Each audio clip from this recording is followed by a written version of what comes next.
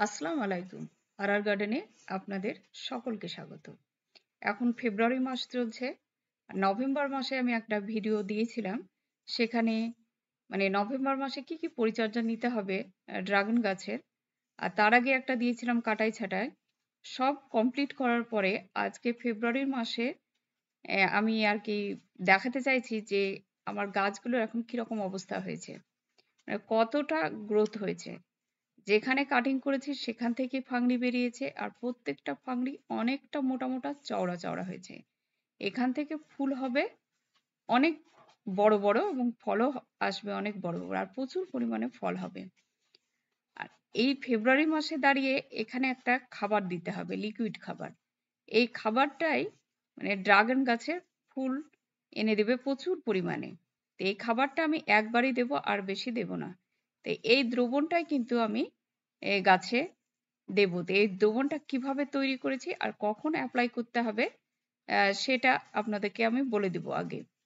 আর এই দ্রবণটা দেওয়ার আগে আ আরকি ড্রাগন গাছের তলাতে কোনো রকমের আগাছা থাকলে সেটাকে তুলে ফেলতে হবে। তো ওইজন্য আমি প্রত্যেকটা র‍্যাকেটে কিছু না কিছু গাছ বেরিয়েও গেছে। আর শীতের সময় তো এমনি ডরম্যান্সি থাকে। তো ওই টাইমে আমি কিছু শাকের বীজও ফেলে দিয়েছিলাম। তো সেখান থেকে শাক হয়েছিল, কিছুটা হারভেস্ট করেও খাওয়া হয়ে গেছে। তো প্রত্যেকটা র‍্যাকেট আমি পরিষ্কার করে নিয়েছি। আর যে দ্রবণটা দেব, সেই দ্রবণটাতে আমি কি ইউজ করেছি সেটা আপনাদেরকে আমি দেখাচ্ছি।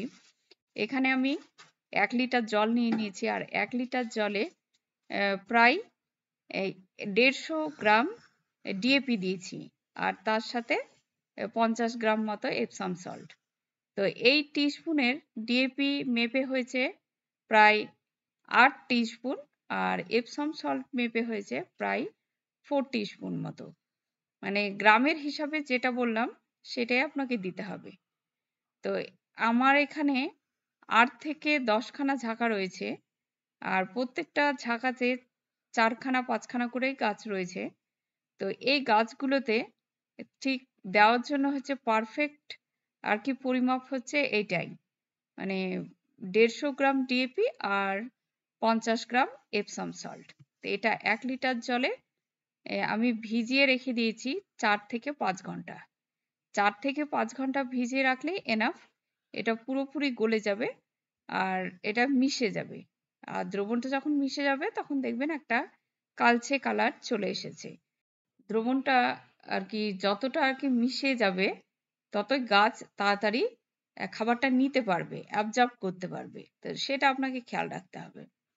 আর এই ঝাঁকাগুলোতে ৮-১০ খানা ঝাঁকাতে মানে দেওয়ার জন্য আমি খোল ভিজিয়ে নিয়েছিলাম ২৫০ গ্রাম মতো।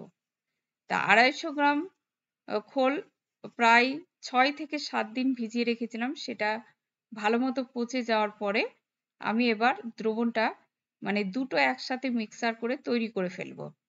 তা ২৫০ গ্রাম খোল পচা আর যে দ্রবণটা আমি তৈরি করে রেখেছি ১৫০ গ্রাম ডিএপি আর ৫০ গ্রাম এপসাম সল্ট সেটা কিন্তু মেশাতে হবে আপনার ১২ থেকে ১৫ লিটার জলে।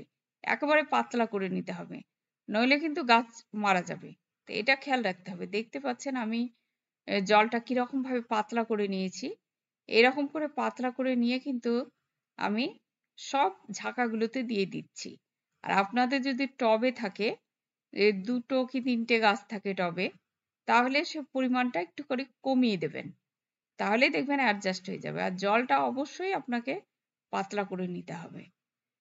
দিয়ে আমি প্রত্যেকটা গাছের গোড়ায়, গোড়ায় কিন্তু দিয়ে দিচ্ছি। আর আপনাদের মাটিটা যদি স্টিকি থাকে তাহলে অবশ্যই গোড়াগুলো একটু খুঁড়িয়ে নেবেন। আমার মাটিটা কিন্তু স্টিকি নেই। এর আগে খুঁড়ানো হয়েছিল বলে আমি আর খুঁড়ালাম না। আর দিয়ে দিলাম। তো এই দ্রবণটা একবারই দিতে হবে। এই দ্রবণটা দেওয়ার ফলে দেখবেন খুবই তাড়াতাড়ি ফুল চলে এসেছে। তো এখানে আর আমি যত্ন নেব না। এটাই লাস্ট যত্ন। আর ফুল আসার পরে যখন ফল আসবে তখন একটা খাবার দিতে হবে। আর এর মধ্যে আর কোনো আপনাকে খাবার দিতে হবে না বা যে দ্রবণটা আমি দিলাম সেটাও আর কন্টিনিউ করতে হবে না। এটা একবারই যথেষ্ট। তাহলে এইভাবে আপনারা যত্ন করুন। যাদের ড্রাগন গাছ আছে আমার আগের ভিডিওগুলো দেখুন আর এই ভিডিওগুলো দেখুন। সবগুলো ভিডিও দেখে এইভাবে যত্ন করুন, দেখবেন ড্রাগন ফল প্রচুর পরিমাণে ধরবে। আর মানে ফুলও আসবে প্রচুর, ঝরেও যাবে না, আমি এইটুকু বলতে পারি। এরপরে আমি আরো অনেক ভিডিও দিব যেখানে ফুল ঝরে না যায় তার টেকনিক কি সবকিছুই আমি দেখাবো। তো এই ভিডিওটা এখানেই স্টপ করছি। আপনারা ভালো থাকুন, সুস্থ থাকুন। পরবর্তী ভিডিওতে আবার আপনাদের সাথে দেখা হয়ে যাবে ইনশাআল্লাহ।